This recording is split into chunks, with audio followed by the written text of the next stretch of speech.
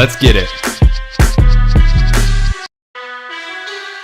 What's going on, everybody? Welcome to the SchuZ Show. I'm your host, Zach Shoemaker, and today I'm being joined by somebody who is 16-0. He has 11 KOs. He's a super featherweight, and he goes by DJ, the War Machine Zamora. DJ, appreciate you taking time to come on today, man. Hey, appreciate it. Absolutely, man. Well, let's get right to it because you're coming off a big win this past weekend, fourth round KO. Just obviously, you kind of digested it now. I'm sure you looked at the film, broke it down a little bit. What's your thoughts on the fight as of now? It was so far my best. Um, worked a lot. That up to the fight actually translated to the ring, and I'm really happy with that. You know, you know, one every so of course something that take gym my next and work. A little and tighten things up. So that, I can perform even better for the next fight. Just keep improving. Overall, I thought I had a pretty solid performance. You know, can't be mad at it. So definitely that. Well, can you hear me? Yeah. Here, for some reason, it's cutting out on your end. Let me see if I can fix them real quick.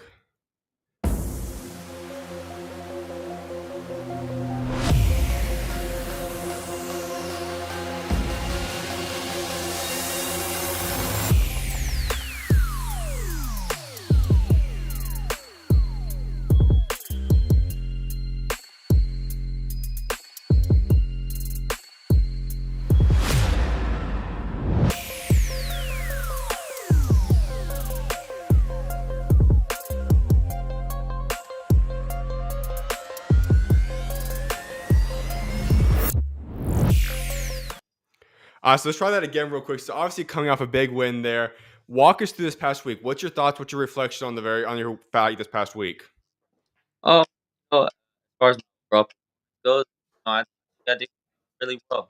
A lot of things that were on in the gym that I feel like translated to fighting and really happy. Of course, um, you learn, take from every fight, especially wins. That's better. Uh, there were that that I'm back and really work on make sure that next fight I perform better than this one. But other than that, very happy with my performance, and you can't be mad at it. So happy.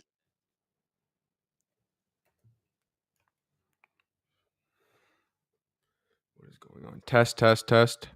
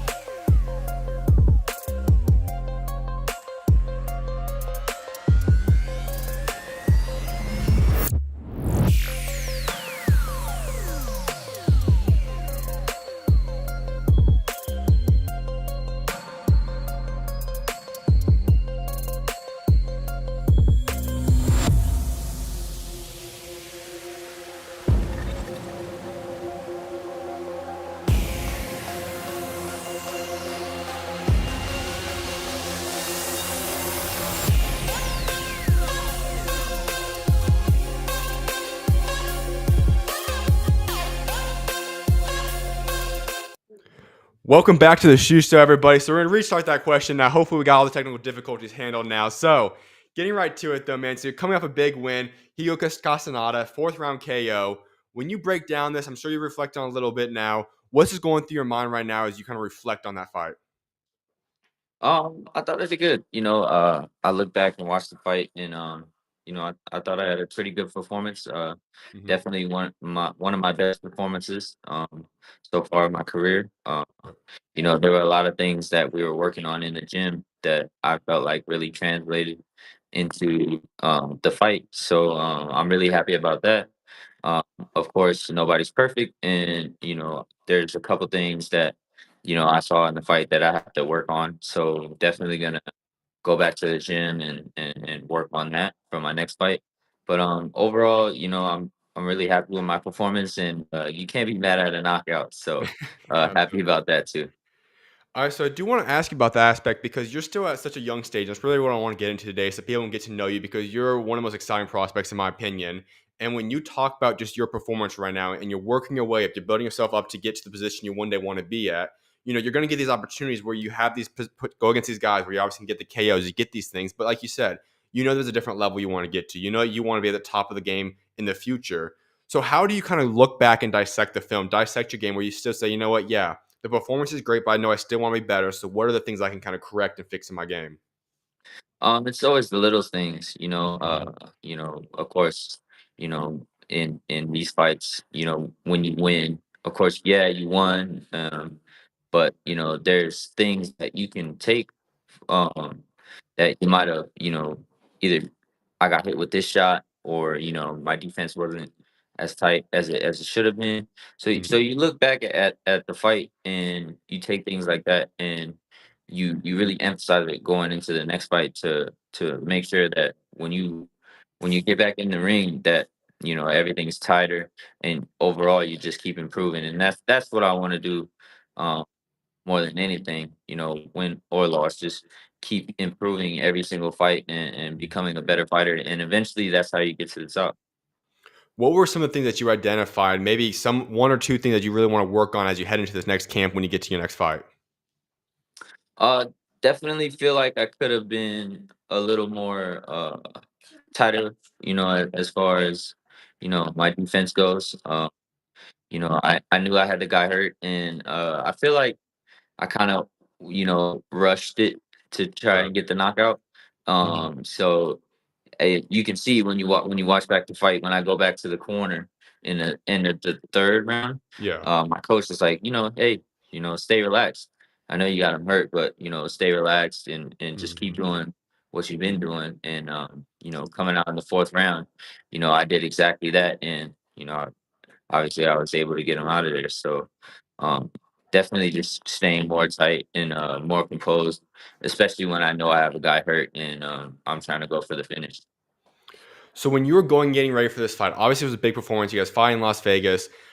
What was your overall, just kind of like when you look at it overall, like what were some of your takeaways from your opposition fighting against a guy in Hugo Castaneda? He's obviously been experienced. He's got some fights under his belt.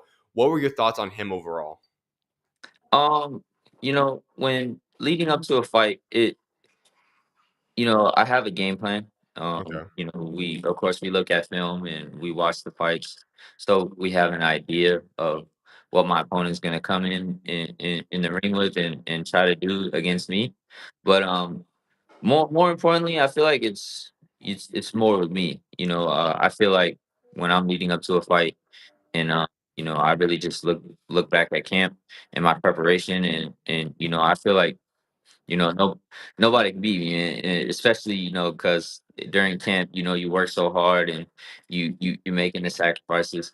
So just trusting in my training and my team, and all the work that we put in camp, really makes me feel like as long as I go in there and just execute and fight the way that I know how to fight, I know I'm going to be hard to beat.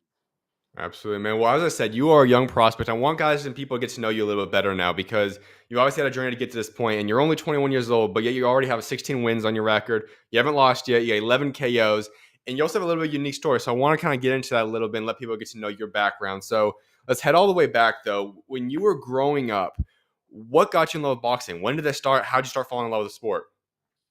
It was actually my dad. Okay. So when I was 7 years old, I was getting picked on at school. Yeah. Um, and I told one day, when I was at home, I was like, my dad, he found toys in my backpack, Mhm. and he had asked me, he was like, why are there toys in your backpack? Why are you bringing toys to school? And I was like, oh, it's nothing. I just gotta bring it. And he was like, "Nah, just tell me what's going on." So, there was this kid, and he was picking on me. He was like, "Hey, you better bring these toys to school, or else, And so I told him that, and he was like, "Oh no, I'm not going for that." So, we got to teach you how to defend yourself. So, at first, it was just me and him, in the house. You know, uh, Training and stuff, hitting mitts here and there. Got a heavy bag, Mhm. in the garage. But eventually, he started looking for boxing gyms and saw that the Floyd Mayweather had a summer camp um for young boxers, Mhm. like a summer program. And he asked me if I wanted to go, and I said yeah. So I went, and that's kind of it. From there, it just took off. So do you say that that was the kind of the camp when everything I shifted from something at just being a fun thing or something to kind of defend yourself to becoming, this could actually be my career, this is what I want to pursue going forward? Definitely, definitely. When you're 7 years old, you kind of just do things just because, Yeah. and it was cool, at first, but as I started hitting the bags, and shadow boxing, and see, Floyd train, Mhm. it kind of just sparked the fire within me, and just made me want to pursue it even more, and eventually now it's my passion. So what about boxing are you so intrigued about then? Like, what's the part that just draws you and that you love so much about it? Well, one, I love the aspect that it's a solo sport. Yeah. I played football as well when I was a kid, and never really like the team aspect. You have a great game, but if the rest of your team has a bad game, you still lose. So I definitely like you know, the the accountability of it. Having everything be in my control. Mhm. Um, and just the feeling of winning after a fight, knowing you worked so hard and just took left no stone unturned when you were training, and just that feeling of gratitude is what really, it even still now just you know makes me fall in love with the sport more and more every day. You also have a background where I know you take great pride in it being from the Philippines, just your family background being from there. Can you walk us that? Like, just what does it mean to you to be represented? I know usually have the two flag combination you can walk out with oftentimes. That's a pretty cool flag you got. So you got to walk us through that aspect a Thank little you. bit, but just take kind of and just discuss what it's like embracing the Philippines. I'm definitely proud of my heritage and where I come Mhm. from, and my family. You know, Philippines has a deep heritage, and and probably one of the greatest boxers Yeah. of all time, in Manny Pacquiao, and other great Filipino fighters as well. You got Jerwin Alcajas, you have Nonito Donaire, and guys like that. And I just proud to be Filipino, and know that where I come from, there's fighters just like me, and just makes me proud of who I am. So I know you brought up Manny Pacquiao. I was going to ask you this question. I know it obviously could be a wide-ranging question, may not be the answer here, but is he the guy you kind of base a lot of your boxing ability off of? Is he a guy that you kind of look up to? Is he the guy, or is there another guy you kind of like to base yourself around a lot more or take pieces from? He's definitely a guy that I look up to. Yeah, Definitely one of my favorite fighters. Style wise, no, yeah, I'm more of a boxer, puncher. hmm Manny Pacquiao obviously is just Manny Pacquiao. yeah, His style is his own, yeah, and I feel like my style is my own. I hmm take bits and pieces from a lot of great fighters. For instance, guys like Bud Crawford and Shakur Stevenson. I like to look at a lot of southpaws, and yeah, just see the things that they do good, and even Van Rodriguez is another one. yeah. Uh, but just look at things they do well and try to implement it into my style, and make it my own. and just really add to my game and just be my own fighter. Correct me if I'm wrong, but I can have kind of when I'm watching your fights, I've seen a couple of them now, and especially specifically this past one I watched. I think you do prefer the combinations. You love being on the offense. That seems to be your go-to, your favorite thing. I know, like you said, defense something you can always improve in different areas, but you like to be on the attack. You like to be a guy that throws combinations, go attack, try to get the KO. Walk us through that mentality. What about that is what's kind of made you be one of your emphasis of your game? Definitely. As a kid, I've always just liked fighting. Hmm.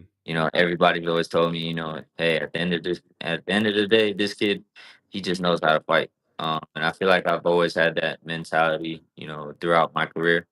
And I feel like that's kind of where my nickname even came from, the War Machine. Yeah, But also I want to be smart too, and how I go about it. So, you know, it's good to have that mentality, but I also know that I have to, add a technical aspect sure. to it and sharpen that as well. So so that I become a more dangerous fighter all around. When did you get the War Machine nickname? Did that start coming in more recently? Was it a long time? How'd you get it? Give us the story behind that. It was a while ago. I want to say maybe 11, 12, where Okay. it came around. But yeah, in the gym, just working hard, training hard. Everybody, would always say, "Man, you're like a machine. You never get tired. You just train and work and never complain. Never talk about how tired you are. You never, show anything like that, any emotions. You're kind of like a machine." And Okay. boxing is a war. So, I kind of just put those two together, and the nickname War Machine came out, and it just stuck with me.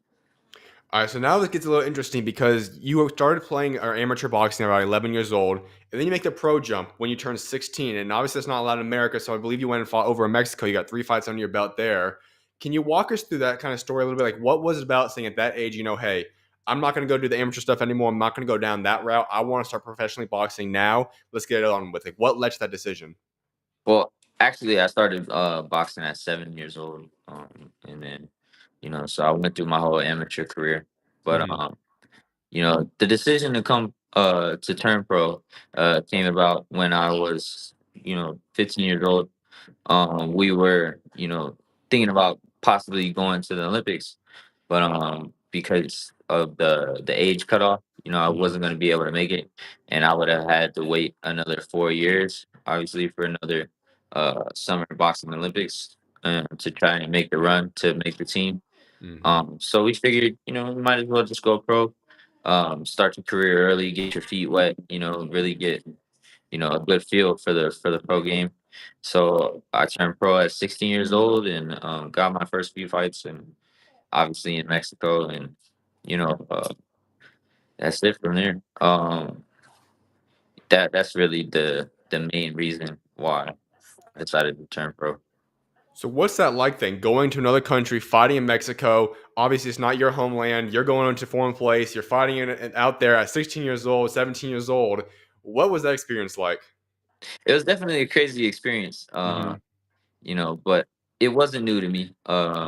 In the amateurs, I had uh, 13 international fights. Okay. I went to places like Ireland, England, and Hungary. So that part of it wasn't new to me. It was very Okay. familiar.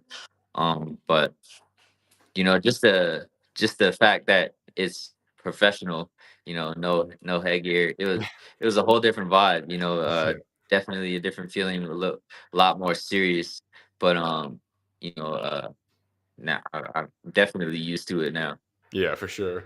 All right, so then we look at your progression since that standpoint. Then you obviously had to develop a little bit. You had to build up your name, and you fought on some PBC cards there for a little bit, and then you get the big top rank promotional signing, which is about 8 months ago now. I think it was June or July of last year. When that opportunity came to fruition, though, and you officially got promotion, which then obviously it raised the standards for yourself, but it's where you want to be. You're getting more of a kind of a good standard you're at right now. You kind of feel a little bit more probably safer overall in terms of your career at that point. What does it feel like, and what was that experience like now getting the top rank deal? It was great, especially with Top Rank being, the promotion that it is, and the fighters that have come out of the Top Rank stable. It's definitely a great feeling to be a part of that team, and I'm definitely happy with the way that they're moving me, keeping me active because, activity was the main reason why um well, not the main reason, but it was the main focus, Sure. in signing with Top Rank. I just wanted to be more active and more consistent because when I was beforehand, I was only fighting 2 times a year for the past 2 years before that. And, I definitely wasn't happy with that, with where I was at and at my age and that point in my career, even still now, activity, is what I need the most, Yeah. to really get adjusted to the pro game and really, get more comfortable being in the ring because it's different. Sparring and fighting is definitely different.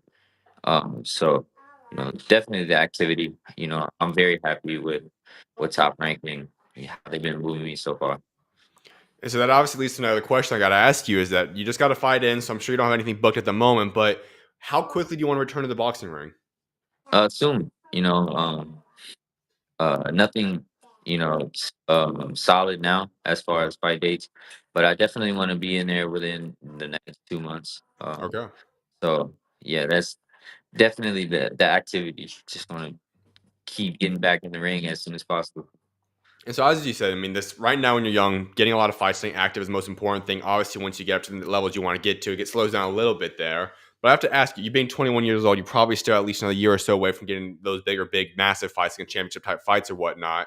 So, what's your outline then for the next year or so? How many fights do you want to get? And, like, what's the overall goal that you'd like to set for yourself, or where do you want to be? I should say, even in 1 year from now. I definitely want to try to shoot for 4 fights. Okay. Shoot, if not more, this year.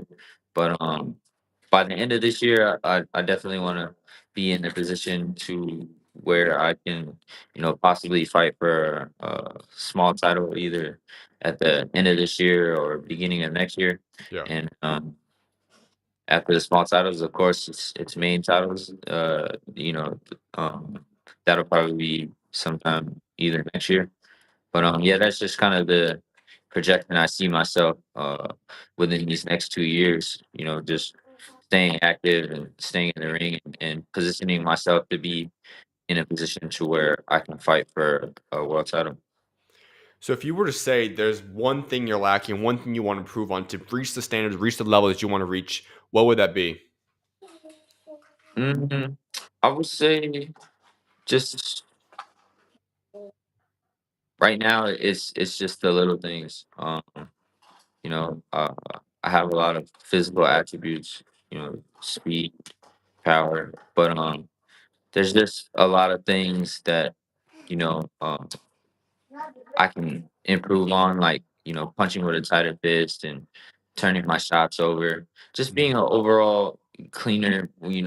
Cleaning up everything. Sure. Just uh, roughing out the edges and making sure that I become a more complete fighter. I think that's the biggest thing. When you look at yourself being 21 years old and you see other guys that are around your age, the guys that obviously are working their ways up, the considered prospects out there, how do you view yourself and what do you think would separate yourself and make you so special for who you are in the future? Sorry, can you say that again? Yeah. So when you evaluate yourself and you look at other guys that are considered prospects, obviously, you're looking at guys around 20, 22 years old, that range. What do you think separates yourself? What makes you so special as a fighter? I think just my style. Very offensively minded. Mhm. I'm a guy that likes to fight. But also, in that, I feel like I'm just I I feel like I feel like I'm very versatile. I can Yeah. switch up. You know, uh, I can fight any type of style. I feel like that's a big thing that separates me from the other prospects. When I just talk to you right now, I can also look through your social media. Now, I can tell you seem to have a much more locked in focus than some boxers do. You seem to be a guy that's very humble and really just kind of narrow focused on yourself, looking at what you want to improve on, bettering yourself, and not really caring about the distraction, not really caring about what everyone else is doing. We just that's the correct statement. Yeah, definitely. I was brought up that way. Yeah. Being very humble. And just focusing on training and working hard every day, being very disciplined, and just giving 110% in everything that I do, and making sure that I'm a good person on top of that. Be very genuine, and these are all things that were instilled in me as a kid. That I carried with me even to now. Well, I have to ask you too, because in your bio, you have a Bible verse in there that's a very important one. And I love that Bible verse you have, the Galatians chapter 2, verse 20. It's not the common one you're going to see a lot of people's bios. Obviously, a lot of them will be a lot more just about love or whatever it might be. Yours is just a factual thing. I just wanted to read it real quick. And I want you kind of to break down too why you chose to have that Bible verse in your bio. It reads, I've been crucified with Christ, and I no longer live, but Christ lives in me. The life I now live in the body, I live by faith in the Son of God, who loved me and gave himself for me. Why is that the verse that you chose to have in your bio? I feel like it resonates with me as far as where I'm at right now. Okay. Just trusting in the path that God has laid forth for me, and just walking that path without any doubts. Being just walking my path, and um, staying true to myself, and not worrying about what others are doing, or how they're moving, or things like that. Just overall, just controlling what I can control, and trusting that good things will come, and if you just keep doing what you're doing and working hard, success will follow, and you'll be able to get to where you want to be. Where would you say has been the biggest moment you've had to rely upon God throughout your career so far? Or life, I should say, even. I would say probably uh in the end of 2023, heading into 2024. Um, the inactivity uh in between fights. My last fight in 2023, which was July 29th, and then my first fight in 2024, which was June. So that was almost a year, and Okay. within that time, I was just training, and not really knowing when I was going to fight next, and that was really tough for me because as a fighter, you just want to fight, and just the feeling of not knowing when, or when you're going to be back in the ring, it's definitely not something that I like very much. And Sure. so definitely was relying on God at that moment to just kind of, steer me in the right direction, and, just basically reminding me to just, stay focused, and just be patient, and good things will come in time, like I said. And obviously it did. And, now I am where I am. Absolutely, man. Well, I also had a couple of things I want to touch up with you before I let you go. And one of them is going back a little bit now, but you were a part of a camp with Ryan Garcia a few years ago when he was training for the Luke Campbell fight. And obviously, just being in a camp where you get to be alongside a guy of his caliber has to have been big for your career, learning a lot of things. Can you break that down for us a little bit? Like, what was that experience like? Yeah, it was crazy. Not only that, but the fact that he was training in Cali at the time, and I was from Vegas. So we were driving down every week, to Okay. go out there and spar with him. So just that aspect was crazy. But also, being in the ring, training with him, and he at that time he had guys like Canelo in the gym, Mm, Oscar Valdez, Luis Neri. mm. Um, Eddie Reynoso. So just being around them, and seeing how they run things was a crazy experience for me. And it's funny because one of the first times we sparred, when they had brought me out for a tryout, Julio Cesar Chavez Sr. was there, Mm. and he watched the spar. And I went back to the corner, and I was telling my dad, I was like, man, it's crazy. It's me and you against, sparring against Ryan Garcia, Eddie Reynoso, and Julio Cesar Chavez in the other corner. And I was like, man, that's super crazy. But yeah, the whole experience was great. I definitely learned from it and became a better fighter. Um, you know, got to train beside, Canelo Alvarez and Ryan Mm. Garcia. And like I said, and they gave me tips too, for the sparring, and it's helped me become who I am. That had to be pretty crazy. I mean, obviously Ron Garcia is great, and he's still a current active fighter. I mean, Canelo is too, but I mean, we're talking about legends right there. You talk about Canelo being around. You talk about Julio Chavez. I mean, you're talking about guys that are all-time great. Eddie Reynoso is obviously an all-time great trainer now. What he's done in his career, being in that atmosphere at the young age. 'Cause I think you were what was it, like 17, 18, 19 years old, somewhere around Yeah, there. 17. Yeah. So I mean, 17 years old. That's high school age, and you're around legends right now. That had to be kind of shell shocking for yourself a little bit. What was that just overall like? Yeah, it was crazy, and it's funny you say that because I was actually still in school. Okay. I was homeschooled obviously, but Hmm. after training, I would have to go back home and get on the computer and make sure I still got all my assignments done. So doing all both of those things at the same time was definitely crazy. But as far as the experience, like I said, it was just surreal. You really can't put a price on that. You know, whether it's the things that the tips that they gave me, or just being around them and around the energy. Canelo obviously world champion and undefeated. So, just seeing what they're doing and their mindset and how they train, and you know even the way they carry themselves was definitely big for me at that time. What would you say is the biggest lesson that you learned from them? Whoever it was, whether it be Canelo, Julio Chavez, Ron Garcia, what's the biggest takeaway you learned from that camp? Um, one of the things that Canelo told me, he said you're good. You just gotta trust in your offense more. Mhm. They're and during the sparring, we had good sparring, and he was saying you're landing these good shots, but you're always either getting out, or you know too focused on trying to get away, where you when you land these shots, you have an opportunity to put more shots on after. So, just trust me in my offense. Absolutely, man. Well, I got a couple more questions before I let you go. One of which we're gonna kind of flip side and just gonna get your boxing mind. I want to hear from it because that's this weekend. There's a pretty big fight going down in your weight class. We got Ray Ford and Matisse going at it this weekend. So I just want to hear you from an analyst, expert kind of mindset. Who do you got going to win that fight? What's your thoughts on that fight? Break it down for us. I think Raymond Ford is gonna, win this fight. Yeah. I've gotten a chance to actually spar with Raymond Ford. Okay.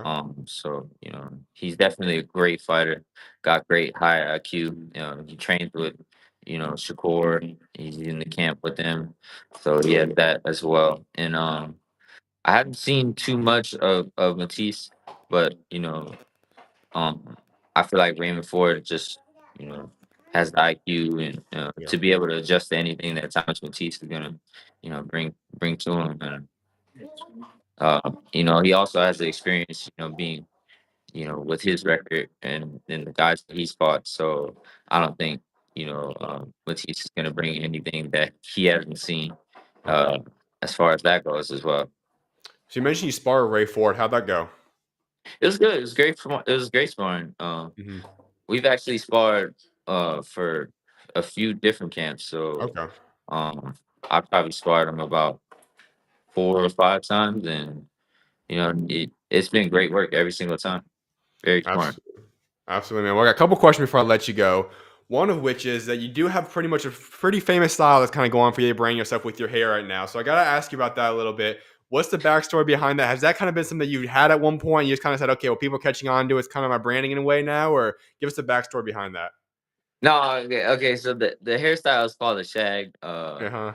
And I had short hair beforehand, and Yeah. I kind of wanted to grow it out, but I didn't really want all the problems of having like a big Yeah. old fro and stuff. Fair enough. So at the time, the mullet was like the thing, Hmm. business in the front, party in the back. Yeah. But I kind of wanted to be a little bit different, so I was like, hey, let me do the shag, let me try it out. And now that I have it, it's kind of my trademark. I'm really the only person in boxing, I think, that has it. I haven't seen anybody else Yeah. um with it. Beforehand, it was Duke Reagan, but I don't think he has it anymore. Mm-mm. So yeah, it's kind of, and Errol Spence as well. Also he had it too Yeah. early in his career. It's kind of where I first like seen it, Okay. but now I feel like it's my thing. So I'm guessing you're not gonna be letting that go anytime soon, then. No, no, no, definitely not. And I've been Absolutely. winning too, so Fair enough. it's kinda You gotta keep it it's then. stuck with me now. Absolutely, man. Well, if there was one word you use to describe yourself, whether it be on or outside the boxing ring, what would that word be? One word. That's a good question. I would say very hardworking. All right. With anything, discipline, whether it be training or just you know listening to my trainers and stuff and what they tell me. I always put 110% into everything I do. So hardworking would definitely be the number one word that I would use to describe myself. Love it, man. Well, my final question I was like wrapping up with is when you look at your legacy, I know you're only 21 years old, so you got a long boxing career still ahead of you, but let's try to get your mindset to 15 years, whatever it's going to be down the road. When you do step away from boxing, what is it that you want to be remembered for? What do you want your legacy to be? I want to be well. One, I just want to be the best that I can possibly be. So as Mhm. far as accolades go, like world titles, whatever comes comes. Of course, everybody must be undisputed or multiple division world champion, and I feel like I have what it takes to achieve just that. But Sure. I just want to do the best that I can do, and when it's all said and done, I want people to look back on my career and say, hey man, that guy, he fought the best. He didn't duck no smoke. Hmm. He worked hard, trained hard, and just he's a great fighter all around. I want kids to look at me and want to try to emulate my style and try to fight like me. All right. Maybe not have the shag like me, but Fair enough. just I want to be one of those guys that the upcoming generation really looks forward to. I mean, looks up to. Hmm. Like a Buck Crawford or a Manny Pacquiao or Floyd Mayweather. Just I want to be that kind of guy at the end of my career. Absolutely, man. Well, DJ, I appreciate you taking time to come on today, man. I can't wait to see what God's got next for you, man. Thank you, man. Appreciate it. Appreciate you for having me on. Of course, man. You're always welcome on, man. God bless. You too. Appreciate everyone for tuning into that interview. I'll have that posted and edited out in just a couple hours shortly after the show concludes. But I'm going on a short commercial break, and I'll get into the rest of the show later on. See you guys shortly.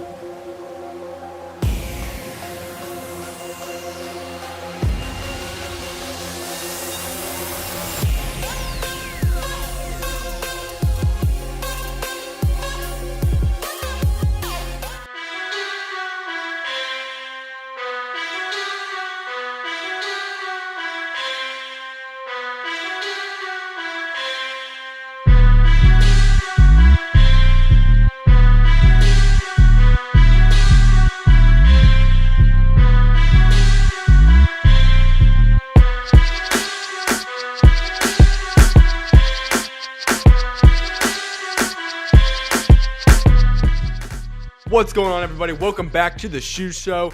I appreciate everyone for tuning in for that past interview with DJ. As I said, I'm going to get that edited out and posted by tonight for everybody. Go check that out. That being said, though, now we're into the second part of this show, and I got some topics to get into this week. So, there's been a couple things that happened since the last time I had my own personal segments on Monday. One of which comes from the BBFC. We all know the big fight that happened last weekend. Heavyweight fight, clash out in Britain. Now, let me be honest, it was not the best of fight to begin with, but it caused quite the controversy. David Attenborough versus TKV. And we saw that BBC was going to have a meeting on Wednesday. Well, that ruling has now come out. They have now ordered David Attenborough to have to defend his British heavyweight title in an immediate rematch with TKV following the controversial fight on April the 5th. This was most likely was going to happen. Andy Clark came on the show on Tuesday. He said this was likely going to be the outcome that we're going to see. However, this should have been ruled a no contest. Under no circumstance should this have been a win on the resume for David Attenborough. And by no circumstance should this be a loss on TKV's resume. That's unacceptable. I understand the BBFC does not want to go against the referee. They want to have great trust and defend him, so on and so forth. Yeah, stop. You can't fight a guy after the ref is pulling down his arm and says break, and obviously that could lead to great damage too. You have a clean shot on a guy when was not prepared for a shot, and then we see the results that end up happening afterwards. Absolutely ridiculous. Not shocking, but it's ridiculous nonetheless. Secondly, Boots Ennis fights this weekend in a unification fight with Stanionis. And as he prepares for this fight this weekend, he's weight cutting. Now, for those of you that have seen that picture of Jerome Boots Ennis as he's starting to weight drain, it's not looking too well for him, to be honest.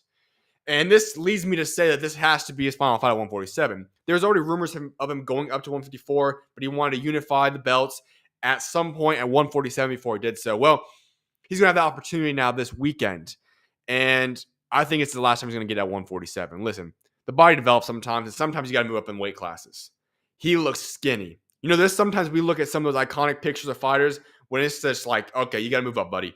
Yeah, that's now for Boots Ennis. I don't know how he's making the weight. He's looking drained. Hopefully it doesn't affect him too much, but hey, he's going to somehow make 147, and I think this will be his final fight before he moves up to 154. That being said, what does 154 hold in the future? Well, 154 is debatably the best weight class in boxing. You know, I think about some of the other ones. Light heavyweight does come to mind. That's a very, very top heavyweight class, though. Obviously headed by, Bivol, Beterbiev, David Benavidez, Callum Smith. Obviously Anthony Yard's fine. Some of those other guys are in the mix there. Buatsi, I should say. Those guys. But 154, you got about 10, 15 guys that are noteworthy that you're kind of keeping an eye on right now. And if we slide Jerome Boots Ennis up into that 154 group, that division, whew. Now, listen, I do understand that, but I don't think he's ever going to fight at the weight class again. Odds are the Canelo fight is going to be his final fight of his career, or at least one of. So we'll see what's up unfolding there. But hypothetically, let's include Bud in that group. We're talking about 154 having depth upon depth upon depth. They have star guys, Bud Crawford, Boots Ennis, Virgil Ortiz, Bakur Murtavaliev, Sebastian Fundora, all those guys. You have guys that are veterans trying to rebuild themselves back up, potentially in Earl Spence, Keith Thurman, Tim Tszyu. You have young up-and-comer guys, Charles Carnwell, Jesus Ramos. The list goes on. That weight class is spectacular, and you're going to have Boots Ennis potentially in there. Now, what would you say is the fight I'd like to see at 154? Now, I don't want to get too ahead of myself. This will be more so a topic for Monday when I break down the fight. But regardless of what happens on Saturday night, Boots Ennis is likely going to 154, folks. And if he does just that, I have to ask myself, what would be a good fight? Does he get an immediate title shot against a guy like Bud? I don't think Bud's fighting this. We'll see what happens there. Fundora, possible, but I think there's other guys. Or do you go Bakur Murtavaliev? And I don't think this guy's going to want to start off with. That's not the type of guy Boots should be starting his 154 journey off at. But there's great depth. You can make big fights. So who comes to mind at 154? How about a guy that's from the United States of America? A guy that is more entertaining than just about one of the most entertaining fighters in all of boxing.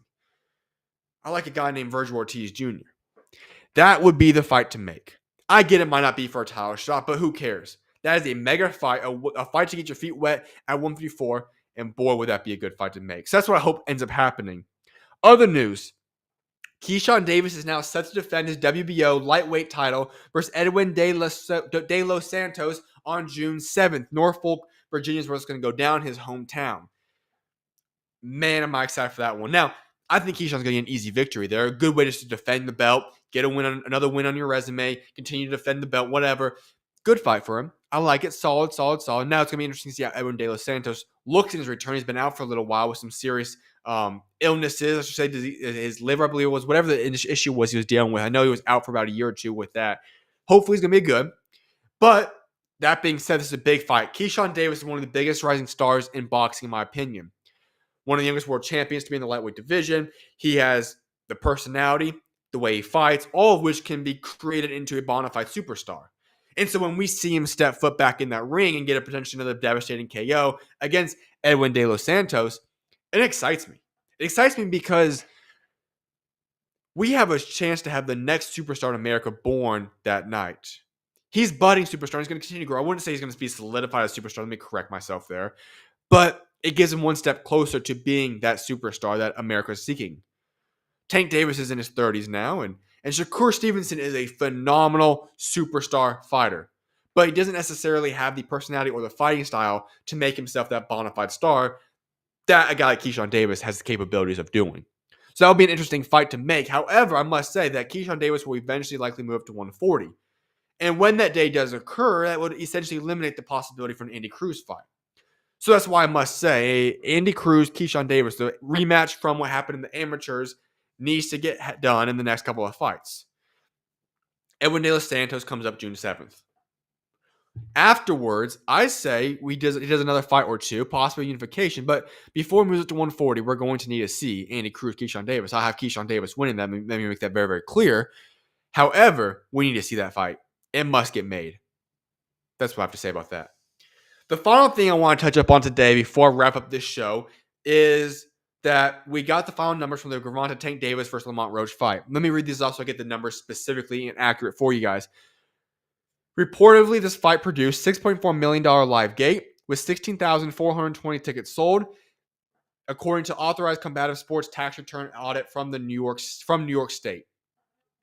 We already got the pay-per-view numbers. Those were very, very successful. This just shows how big of an attraction Tank Davis is. Now, we'll see if that carries on unless he gets a big KO in his next fight. But I do think because of the situation that the next fight will be massive, even bigger than that, because of the rematch component, everybody's excited for the fight. Has the star power of Tank dwindled a little bit? Sure. But the next fight will be even massive because Lamont Roach is a much bigger name. People know it's going to be a competitive, great fight. And that's going to sell incredibly. Likely it's going to be done in Las Vegas. Should be around June 21st of the rumored dates. We'll see what ends up unfolding there. However, I think we just need to appreciate the fact that Tank Davis knows how to sell tickets. He's a box office name. He's the biggest superstar American right now.